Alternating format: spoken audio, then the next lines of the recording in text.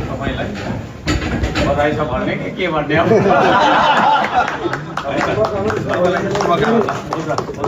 केही छैन हामी सरकारले गर्नु रहि नै रहन्छ है त ए एकछिन यो दिँदै गरेको खिच्ने हो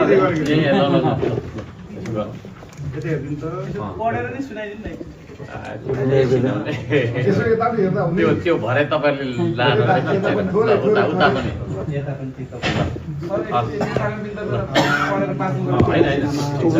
उहाँले टोक लाउनुहुन्छ उहाँलाई होला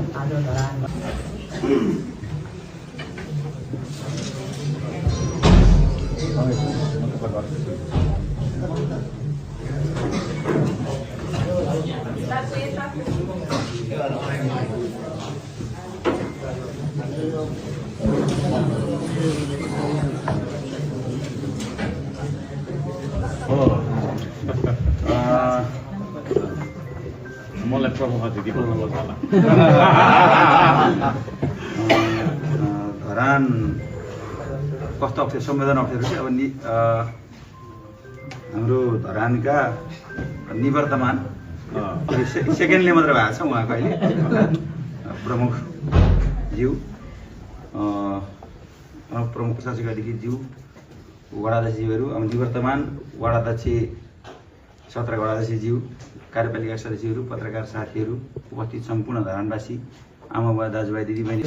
अब कोहीले भन्छ यो सामूहिक एउटा चाहिँ नि नगर कार्यपालिकाको चाहिँ नि पहल कदमी योगदानमा उहाँको नेतृत्वमा भएका कामलाई हामीले सम्मान गर्नुपर्छ अनि त्यो ढङ्गले नै हामी सोचेका छौँ जस्तो लाग्छ होइन त्यसलाई चाहिँ नि हामीले कदापि पनि चाहिँ नि अनर्थमा चाहिँ हामीले चाहिँ नि बुझ्नुहुन्छ जस्तो मलाई लाग्दैन अब श्रमका कुरा आए पूर्वाधार निर्माणका कुराहरू आए बसबाट कम्प्लिट गऱ्यौँ तपाईँ हाम्रै पालामा कम्प्लिट भएको नि त तपाईँ हामीले नै गरेको नि त त तर नेतृत्व नगर्नु भयो भने हामी सबै थियौँ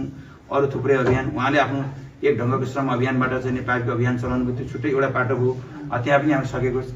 उपस्थितिहरू जनायौँ साथ सहयोग पनि गऱ्यौँ बाँकी अरू पूर्वाधार निर्माणको कुरामा चाहिँ नगर कार्यपालिकाले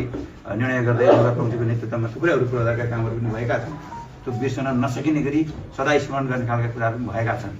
र अब यो कार्यपालिकाबाट दुईजना यो कार्यपालिकाभित्रको एउटा परिवारको सदस्यहरू हुनुपर्छ त्यतिखेरको प्रमुखज्यू र चाहिँ वडाध्यक्षज्यूहरू जाँदै हुनुहुन्छ तपाईँहरू मैदान हुनुहुन्छ तपाईँहरू जानु होला अब